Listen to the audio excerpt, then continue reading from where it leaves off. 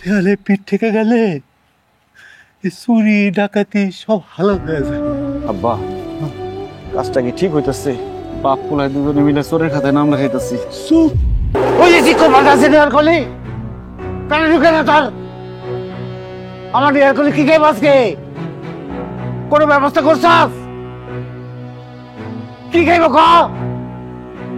ব্যবস্থা কর। কি করবো আমি কিছুই তো বুঝতেছি না। বাজারের দোকানদার সব বিবেক মরে গেছে, একটা দোকানদার বাকি সদাই দিতে চায় না। নিয়ার কলিরে নিয়ে যে একটু রোড কালেকশনে যাবো দূরে, সেই উপায়ও তো নাই। আর বয়স হয়েছে, শরীরটাও ভালো যাইতেছে না। মনে হয় যে চুরি ডাকাতি করা ছাড়া আর কোনো উপায় নেই।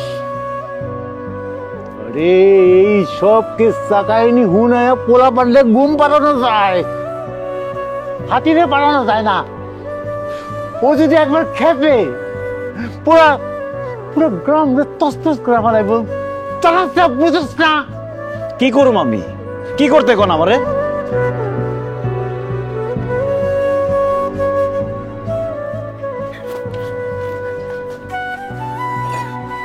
আবার দাম নিয়ে রাত্রে বেলা কই যান?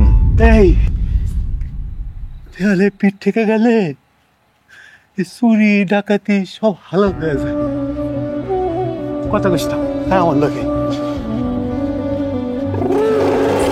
অনেক দিন লাইস না, আলতাছি তো খাও।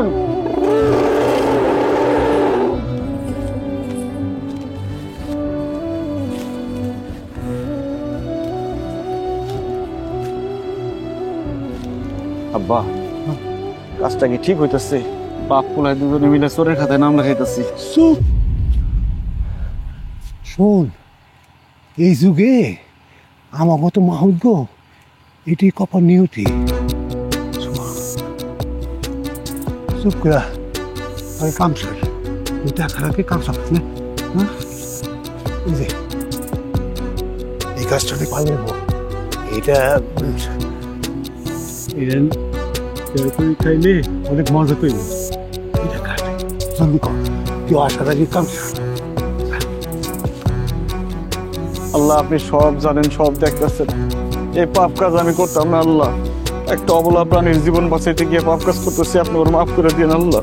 আমরা মাফ করবো, কাজ জলদি খা।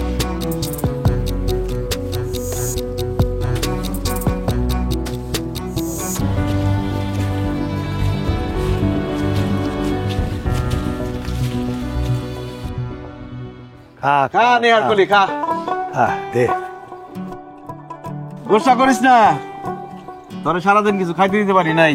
মনটা বেড়ে খা।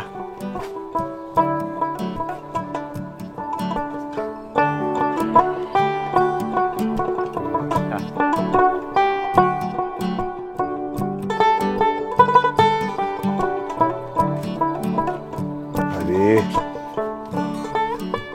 পরে নিয়ে যখন তার লায়ন অপরার সার্কাসে নিয়ে যাইতাম, প্রতিদিন শত শত কলা গাছের জন্য বরাদ্দ থাকতো। সেই সব দিন এখন শুধুই অতীত স্মৃতি। উফ! তাই আব্বা, মন খারাপ করেন না। নিয়ার কুলির লিগে যা যা করা লাগে আমরা তাই করুন।